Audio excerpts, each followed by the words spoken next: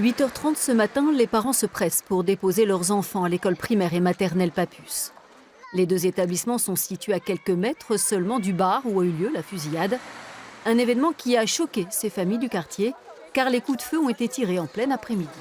Bien sûr, ça m'inquiète beaucoup, beaucoup. Et on a peur pour nos enfants maintenant. On n'est plus en tranquillité. On a peur de tout ce qui se passe. C'est grave. Cette fusillade sanglante au cœur de la cité a surpris de nombreux habitants, peu habitués à une telle violence dans ce quartier. D'habitude, il n'y a pas de soucis, ça se passe très très bien ici. Ah oui, d'habitude c'est tranquille, c'est vraiment très tranquille. Moi j'habite pas très loin du bar, d'habitude il se passe rien du tout. Il y a quelques personnes qui se posent, mais voilà, tranquille, ils respectent tout le monde. C'est pas comme à Bagatelle ou à la Favorette non plus, c'est vraiment très calme. Avant Papus c'était un peu calme, c'est vers Bordelongue, Tabar, c'était un peu inquiétant.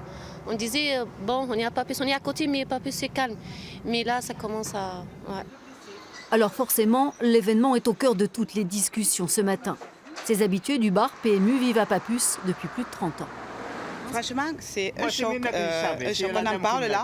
Ils ne le savaient pas. J'ai dit, mais le PMU, c'est terminé. Tu ne pourras pas jouer parce que c'est fermé. Il me dit, pourquoi? Qu'est-ce qui s'est passé? Mais la police est inexistante, de toute façon.